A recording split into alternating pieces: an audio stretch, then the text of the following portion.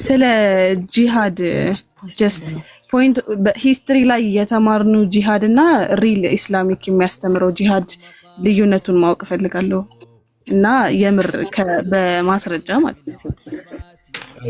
ለወጋችሁ ነበር ጎራዴ አጣሁኝ ልጆች በደሊል ነው። እሺ ጥሩ ጥያቄ ነው። በመጀመሪያ ከቃሉ እንነሳ እና ስርዓቱስ ምንድነው የሚለውን እናያለን። ጂሃድ ለምን ተደነገገ የሚለውን እናያለን። ጂሃድ ማለት ትግል ማለት ነው። ትግል ብሎ ማለት ሊታገልሽ የሚመጣ አካል ጋር ከራስሽ ለመከላከል ብለሽ የምታደርጊው ትግል ማለት ነው። አይታችኋል።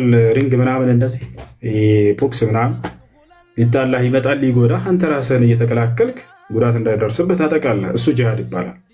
ታቻለርን በኢስላም ታዲያ ጂሃድ የሚባለው ነገር ሙስሊሞች ሊያጠቃቸው፣ ሊገድላቸው፣ ሊዋጋቸው የሚመጣን አካል ከራሳቸው ለመከላከል የሚያደርጉት የሆነ ከራስ የመከላከል ስርዓት ጂሃድ ይባላል። ጂሃድ ይባላል። አላህ ስብሐነሁ ወተዓላ ማንን መዋጋት እንዳለብን ጂሃድ ማድረግ እንዳለብን ደንግጓል። አማኝ ማነው? ከሃዲያኖች ለሁለት ይከፈላሉ። አንደኛ ጂሃድ ማድረግ መዋጋት የሚፈልግ የከሃዲ አይነት፣ ሁለተኛ እንዲህ አይነት ነገር ውስጥ የማይገባ ሰላማዊ የሆነ የከሃዲ አይነት። ሰላማዊዎችን መልካም ዋሉላቸው በሚል በርካታ ቦታ እንዳውም ተናግሮናል። እነርሱን ጫፋቸውን እንዳትነኩ ከነካቸው ገነትን ሽታውን አታገኙም ሁላ ብሎናል። ቃል ነቢዩ ሰለላሁ ዐለይሂ ወሰለም ምን አሉ? መን ቀተለ ሙዓሂደን ለም የሪሕ ራኢሐተል ጀና አሉ። ሰላማዊ የሆነ ሌላ እምነት ተከታይ ከሙስሊሞች ጋር የሰላም ቃል ኪዳን ያለውን ከሃዲ የገደለ ሰው የገነትን ሽታ አታገኟትም አያገኝም ብለው ተናግረዋል። ከሃዲ ቢሆንም ራሱ ማለት ነው። ወለው ካነ ካፊረን አሉ። ከሃዲ ቢሆንም እንኳን ጫፉን እንዳትነኩት አሉ። ታዲያ ምን አይነት ሰውን ነው ተጋደሉ የሚለው? ወቃቲሉ ፊ ሰቢሊላሂ አለዚነ ዩቃቲሉነኩም አለ አላህ። እነዚያን በሃይማኖታቸው ምክንያት የሚጋደሏቸውን የሌላ እምነት ተከታይ ተጋደሏቸዋል። የሚጋደሏቸውን አለ። እንዴት ታዲያ ለምን ከነርሱ ጋር ለምን መጋደል ያስፈልጋል? እርቅ አይሻልም ወይ ልትሉ ትችላላችሁ። ለእርቅ ከወረዱ እርቅንም አላህ ሱብሓነሁ ወተዓላ አዟል። የሚገርማችሁ ሱረቱል አንፋል ላይ አላህ ምን አለ? ወኢን ጀነሑ ሊሰልሚ ፈጅነሕ ለሃ ይላል። ሙሐመድ ሆይ ሊዋጉ የመጡ ከሃዲያኖች ለእርቅ ከወረዱ አንተም ለእርቅ ውረድ እንዳትዋጋ ይላል። አንተም ለእርቅ ውረድ። ፈመስተቃሙ ለኩም ፈስተቂሙ ለሁም አለ። ሙሐመድ ሆይ እነዚህ ከሃዲያኖች ቀጥ እስካሉላቸው ድረስ እናንተም ቀጥ በሉላቸው፣ በሰላም ኑሩ አለ። ጭራሽ ጂሃድን አትመኙ አሉ ነቢ ሰለላሁ ዐለይሂ ወሰለም። ሐዲስ ላይ ምን አሉ? ቃለ ነቢዩ ሰለላሁ ዐለይሂ ወሰለም ላ ተተመነው ሊቃአል ዐዱው ወሰሉላህ አልዓፊያ ፈኢዛ ለቂቱሙሁም ፈስቢሩ ፈኢነል ጀነተ ተሕተ ዚላል ሲዩፍ። ነቢ ሰለላሁ ዐለይሂ ወሰለም ምን አሉ? ከጠላት ጋር ተገናኝታችሁ መፋለምን መጋደልን እንዳትመኙት አሉ። ቃል በቃል እንዳትመኙት። በቃ አይኖር፣ ይሄ ነገር በጭንቅላታችሁ እንዳይኖር ራሱ። ታዲያ ምን እንመኝ? ይልቁንስ በመካከላችሁ በእናንተ በእነርሱ መካከል ሰላም እንዲሰፍን ጸልዩ አሉ። ሰላም ነው የሚፈልገው ኢስላም። ሰላም እንዲሰፍን በመካከላችሁ ጸልዩ። ታዲያስ ነገር ግን ጦር ሜዳ ላይ ካገኛችኋቸው ሊዋጓቸው ከመጡስ የዛኔ ጽኑ፣ ወደኋላ እንዳትለዋል።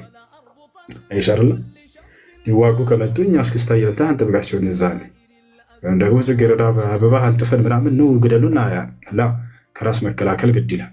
አየሽ። ነገር ግን እኛ አስለን ከመሰረቱ እንዳትመኙት ተብለናል። እንዳውም በእናንተ መካከል አላህ ሰላም እንዲያሰፍን ጸልዩ አሉ ነብዩ ሰለላሁ ዐለይሂ ወሰለም። ያ ስለዚህ ጂሃድ የሚባለው ነገር የተደነገገው ሊያጠቁን ከሚመጡ ከሃዲያኖች ከራሳችን ለመከላከል የተደነገገ ድንጋጌ ነው። አላህ ስብሐነሁ ወተዓላ ታዲያ ይህን ያደረገው ከመቼ ጀምሮ ነው የሚለው ነው ላብራራላችሁ። ያልጠየቃችሁን እኔ እየጠየቅኩኝ ማለት ነው እንድትረዱ ዘንድ። ጂሃድ ከአደም ጀምሮ እስከ ሙሳ ዘመን ድረስ የለም ነበር።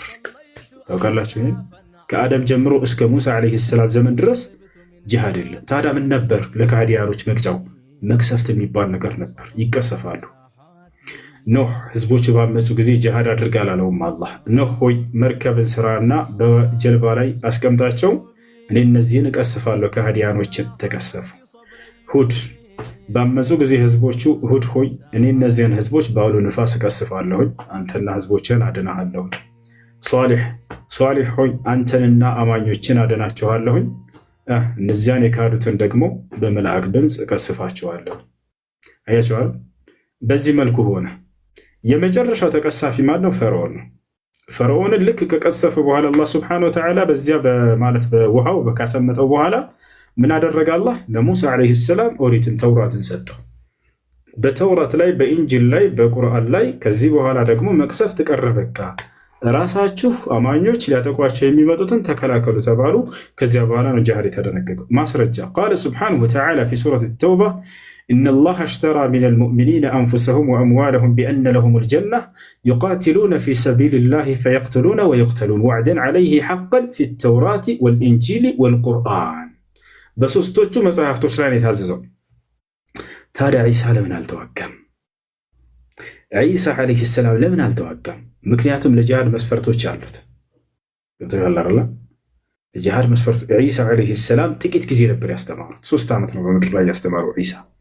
በዚህ ባስተማራ ጊዜ ተከታዮች ያን ያክል አልነበሩ። 12 ተከታዮች ነበር ያፈራው። በትክክል እነዚህ ናቸው ይበልጥ ትምህርቱን ትኩረት አድርገው ሲከታተሉ የነበሩት፣ በደንብ ሲከተሉት የነበሩት የዒሳ ዓለይሂ ሰላም። እነዚህ 12ቱን ከህዝብ ከሰራዊት ጋር ተዋጉ ብሎ ማለት አይቻልም። አቅማቸው የሚመጣጠንም አይደለም። ገብታችኋል አይደል? ለዚህ ነው እንጂ ዒሳ ዓለይሂ ሰላም እነዛን ጋዲያኖች መፋለም አቅቶት አይደለም። ታዲያ ምን አደረገለት አላህ? በእርሱ ላይ ያሰቡበትን ሴራና ተንኮል ጂሃድ እንዳደርግ ካልታዘዘ ከተባለ አዳነው፣ ወሰደው። ዒሳን ሊገድሉት በመጡበት ጊዜ አላህ ሱብሓነሁ ወተዓላ ከመካከላቸው ነጥቆ ወሰደው። ዒሳን ነገረው ቀድሞ፣ ዒሳ ሆይ እነዚህ ጋዲያኖች አንተን ለመግደል እያሴሩ ነው አለው። ወመከሩ ወመከረላህ ወላሁ ኸይሩል ማኪሪን። መሲሁንም ለመግደል አሴሩበት፣ አደሙበት እነዛ ፈሪሳውያኖች። ከዚህ አላህ ሱብሓነሁ ወተዓላ ምን አለ? እኔም ተንኮላቸውንና ሴራቸውን ላከሽፍባቸው ወሰንኩኝ። እኔ ከተንኮለኞችና ከሴረኞች ሁሉ በላይ ነኝና እበልጣቸዋለሁ እነሱን አለ። ካሰቡት ተንኮልና ሴራ በላይ አላህ ሱብሓነሁ ወተዓላ የማዳኑን ስራ በመሲሁ ላይ ሰራ። ዒሳን ምን አለው ታዲያ? ኢዝ ቃለ አላሁ ያ ዒሳ ኢኒ ሙተወፊከ ወራፊዑከ ኢለየ ወሙጠሂሩከ ሚነ ለዚነ ከፈሩ አለው። አንተ ዒሳ ሆይ እኔ አንተን ልወስድህ ነው፣ ወደ እኔም ላነሳህ ነው፣ ከነዚያ ከካዱትም ላድንህ ነው አለው። አዳነው፣ ወሰደው ወደ ሰማይ። አያችኋል? ይህን ይመስላል። እና ጂሃድ ማለት እርሱ ነው። ታዲያ ጂሃድ የሚባለው ነገር መቼ ነው የተጀመረው? በነቢ ሰለላሁ ዐለይሂ ወሰለም ጊዜ ራሱ ብላችሁ ካያችሁ የሚገርምሽ ነቢ ሰለላሁ ዐለይሂ ወሰለም በ40 ዓመታቸው ነቢይ የሆኑ በ63 ዓመታቸው የነቢይነት አገልግሎታቸው አለቀ፣ ከዚህ ዓለም ተሰናበቱ። የስንት ዓመት ጊዜ ነበራቸው የነቢይነታቸው አገልግሎት ጊዜ? 23 ዓመት ነበረ። መካና መዲና ላይ ነበር ነቢ ሰለላሁ ዐለይሂ ወሰለም ሲያስተምሩ የነበሩት። መካ ላይ የመጀመሪያ ያስተምሩት ጊዜያቸው ነበር ነቢይ ተደርገው። በዚያ ላይ ለ13 ዓመት ያክል አስተምረዋል። መዲና ላይ ደግሞ 10 ዓመት። የሚገርምሽ መካ ላይ በጣም ከባድ ግፍና መከራን፣ በጣም ከባባድ ቻለንጆችን አሳልፈዋል። በዚያን ጊዜ ግን ነቢ ሰለላሁ ዐለይሂ ወሰለም ያ በርካታ የግድያ ሙከራ ሲደረግባቸው ጂሃድ አልታዘዙም ነበር። አርፋ አስተምር ነበር የተባሉት። ፈዕፉ ዐንሁም ወስፋሕ ይላል። ሙሐመድ ሆይ አሁን ጊዜው አይደለም የጂሃድ አትታዘዝም፣ ፈዕፉ ዐንሁም ወስፋሕ ይቅር በላቸው፣ እለፋቸው፣ ዝም ብለህ አስተምር። አለም ተረ ኢለ ለዚነ ቂለ ለሁም ኩፉ አይዲየኩም ወአቂሙ ሰላተ ወአቱ ዘካ፣ እጃችሁን አጠጥፋችሁ ሶላትን ስገዱ፣ ዘካን በአግባቡ ስጡ፣ ትእዛዛቶችን ፈጽሙ እንጂ በፍጹም እንዳትዋጉ ብሎ አላህ ቃል በቃል ከልክሏቸው ነበር። ከዚያ በኋላ የሚገርምሽ ወደ ኢትዮጵያ ተሳደዋል የነቢ ሰለላሁ ዐለይሂ ወሰለም ሰሃቦች የሚለውን ታሪክ ትሰማላችሁ። ለምንድን ነው ዓላማው? ጂሃድን ላለማድረግ እኮ ነው ያ ጀማዓ። ኢስላም ጂሃድን የሚናፍቅ ይመስላችኋል ብዙ ሰዎች። ላ ወላሂ ጂሃድን በጣም የሚሸሸው ኢስላም ፈርቶ አይደለም፣ ጸብን ስለማይወድ ነው።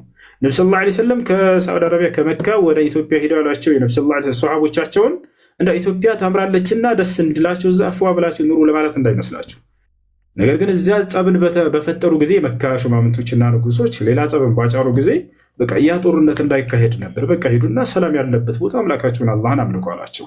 ኢዝሃቡ ኢለል ሐበሻ ፈኢነ ቢሃ መሊከን ላ ዩዝለሙ ዐንደሁ አሐድ አሏቸው። ሂዱ ወደ ሐበሻ፣ በዚያች ሀገር ላይ ማንም ሰው የማይበደልበት ፍትሃዊ ንጉስ በሷ ጋር አሁን ይገኛልና ብለው ተናገሩ። እንዳሉትም የተናገሩትም ትንቢታቸው እውነት ሆኖ ተገኘ። ሐበሻ በመጡ ጊዜ ንጉሱ ወዲያው ተቀበላቸው እነሱን። ከዚያ በኋላ እነዚህ ይህን ታሪክ ልቀጥልላቸው፣ በጣም ደስ የሚል ታሪክ ስለሆነ እንደው ካላረዘምኩባችሁ ማለት ነው። ይሄን ብቻ ከዛ በኋላ ለቀጣይ